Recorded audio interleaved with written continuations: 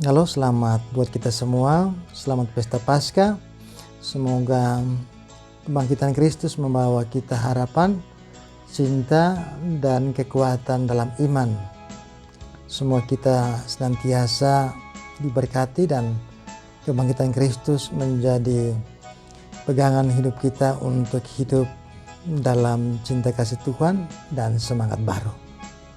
Baik, pada kesempatan ini saya mau membagi renungan tentang kebangkitan sesuai dengan bacaan dari Injil Yohanes bab 20 ayat 1 sampai dengan 9. Yesus harus bangkit dari antara orang mati.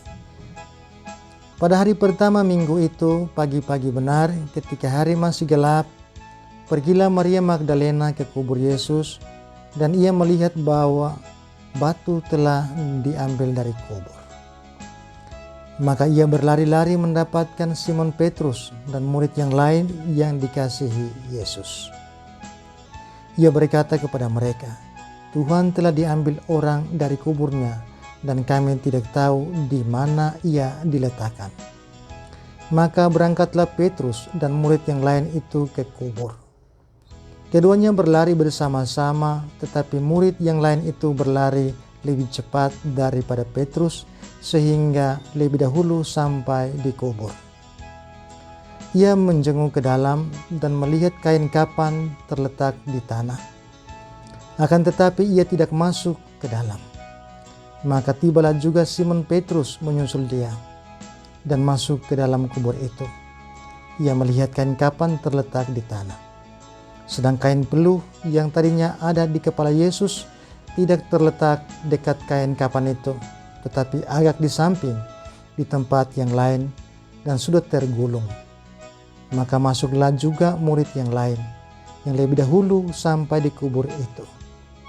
Ia melihatnya dan percaya, sebab selama itu mereka belum mengerti isi kitab suci yang mengatakan bahwa ia harus bangkit dari antara orang mati. Saudara-saudara yang terkasih dalam Kristus, Injil tadi mengajak kita untuk merenungkan tentang kebangkitan Yesus. Saya memberi tema pada kesempatan ini berjudul kebangkitan yang mengejutkan. Ya. Dan saya pikir semua kebangkitan itu mengejutkan, ya. Nah, tapi kali ini kenapa kita harus terkejut? Ya, itu intinya di situ. Ya. Baik. Pada dasarnya bahwa dunia selalu diajak pada titik tertentu. Nah, dalam hal ini sesuai dengan Injil tadi, kita melihat Petrus, murid yang lain dan Maria Magdalena diarahkan kepada kebangkitan Kristus, tetapi mereka terkungkung dalam konsep kematian. Kita lihat saja bahwa dalam Jumat Agung orang-orang berteriak, salibkanlah dia, salibkanlah dia. Dalam hal ini supaya dia mati, supaya dan semuanya selesai. Ya, semuanya selesai.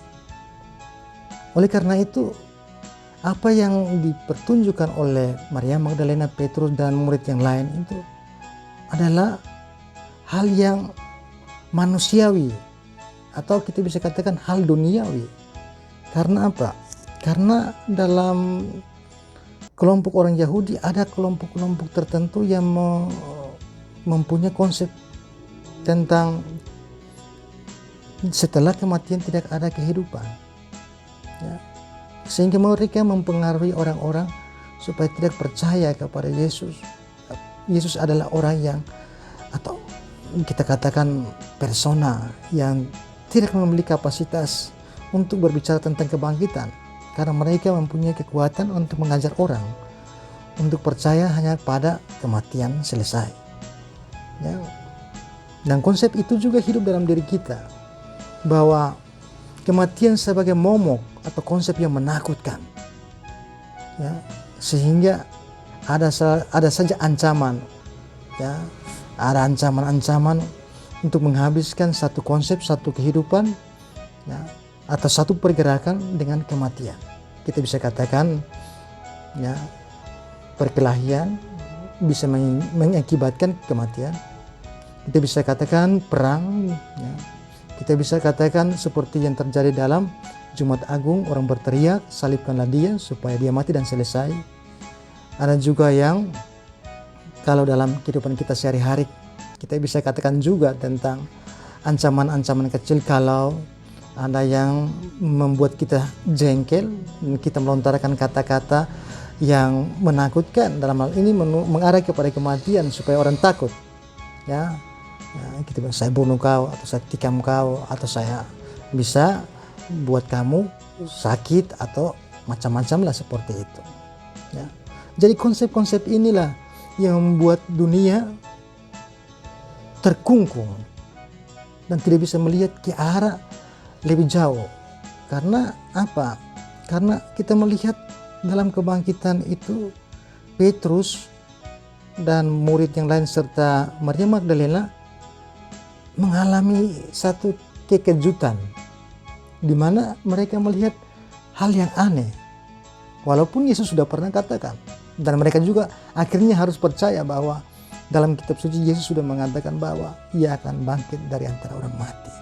Tetapi karena keterkungkungan dalam konsep kematian dan ketakutan terhadap konsep tentang kematian membuat mereka tidak terlalu cepat untuk mengerti tentang kehidupan yang baru, ya, kehidupan yang baru dalam ajaran gereja Katolik, ya, dikatakan bahwa hidup itu tidak selesai setelah kematian, tetapi hidup itu adalah satu transformasi, ya, transformasi yang membuat hidup itu menjadi baru dengan Tuhan dan diarahkan kepada Tuhan.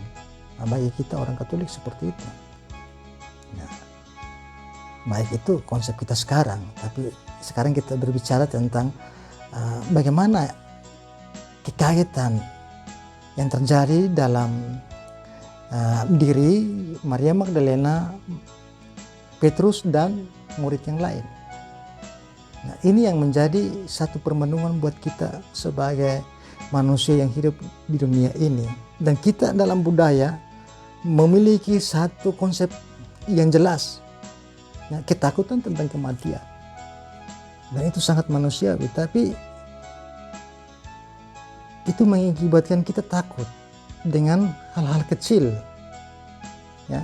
Ada yang bilang ada setan yang nanti bisa buat kita mati, jangan keluar malam jam tertentu karena ada setan atau orang mati yang lewat, atau bagaimanakah, ada macam-macam lah, ya. Jadi itu yang menjadi satu ketakutan bagi kita, sehingga kebangkitan Kristus menjadi satu hal yang mengagetkan, mengejutkan kita semua, ya. Dan kita diajak untuk tidak takut tentang kehidupan yang Yesus berikan kepada kita setelah kebangkitan. Dalam Sabtu Haleluya itu kita rayakan Yesus sebagai terang, ya, terang yang menghalaukan kegelapan. Dalam hal ini menghalaukan konsep-konsep yang mengarah kepada kegelapan atau kematian, tanda kutip. Ya, kematian dalam hal ini seperti yang sudah kita katakan atau saya katakan tadi, ya, ada yang mengatakan bahwa setelah mati hidup di pohon besar atau di laut atau di hutan atau di tempat tertentu. Artinya bahwa ada satu konsep yang tidak jelas di sini, ya. Jadi kita harus memperbaharui konsep itu, bahwa kebangkitan Kristus pada dasarnya adalah memberi hidup baru. Kehidupan baru ini yang kita katakan transformasi, perubahan dari satu tempat ke tempat yang lain, dari satu bentuk ke bentuk yang lain, ya. Jadi itu harus kita pahami benar supaya jelas bahwa kebangkitan Kristus adalah rahmat. Nah, jadi kita mau tahu rahmat itu bagaimana bila kita tidak tahu atau terkungkung masih dalam ketakutan tentang kematian. Ya.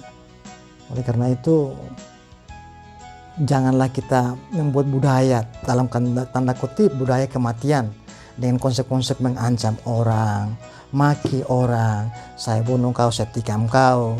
Nah, itu juga karena kebencian, ya, tidak bisa mengatur hati dalam situasi konflik. Ya, ini hal-hal yang menjadi ya pegangan juga untuk kita untuk melihat bagaimana kehidupan kita sehari-hari, melihat tentang kebangkitan Yesus itu bagaimana dalam hidup kita. Nah, kebangkitan Yesus dalam hidup kita itu adalah hidup yang mengarah kepada ajaran Kristus, bahwa setelah kematian ada kehidupan baru, dan kehidupan baru ini adalah terang dunia yang Yesus ajarkan kepada kita untuk menghalalkan kegelapan. Nah, jadi kebangkitan itu adalah Yesus sendiri. Jadi kebangkitan itu adalah terang dunia. Ya, dia adalah terang dunia. Dia adalah jalan kebenaran dan hidup. Ya, jadi kalau kita di kampung ada yang masih katakan atau mengancam tentang kematian, ada yang kita bisa katakan ya dukun-dukun yang punya kekuatan untuk mematikan dengan caranya tertentu, kita harus katakan Yesus telah bangkit dan mengajarkan kita hal yang penting tentang kehidupan. Ya, jadi ancaman-ancaman seperti itu Yesus tahu. Yesus bisa menghalaukan, tapi dengan cinta, bukan dengan perkelahian atau dengan kekuatan. Tidak, dia tidak melawan seperti itu. Dia jangan mengharapkan Yesus yang bangkit bisa melawan kekuatan jahat itu. Tidak, dia melawan dengan kasih sayang, dengan cinta, sehingga orang yang seperti itu atau orang yang buruk dalam tanda kutip mau mengarahkan kehidupan orang lain kepada kematian, itu sadar, ya, sadar bahwa itu bukan segalanya, dan itu bukanlah jalan kebenaran yang benar. Dan kebangkitan tidak seperti itu. Jadi kita diajak untuk itu, melihat berkat kebangkitan Kristus dengan harapan hidup yang lebih baik untuk menghalalkan kegelapan. Ya, oleh karena itu kita jangan terkungkung dengan konsep bahwa lebih baik mati atau matikan orang ini supaya selesailah segalanya. Nah, itu tidak. Lihat saja berapa martir yang tercurahkan darah tapi hidup atau menghidupkan iman gereja sampai saat ini. Jadi kita lihat itu. Ya. Jadi saudara-saudara yang terkasih, semoga kita semua diberkati Tuhan dan kebangkitan ini menjadi satu perubahan diri atau pembaharuan diri dan memberi kita semangat hidup dengan iman dan cinta kasih. Ya. Semoga kita sekalian diberkati oleh Bapa, Putra, dan Roh Kudus. Amin.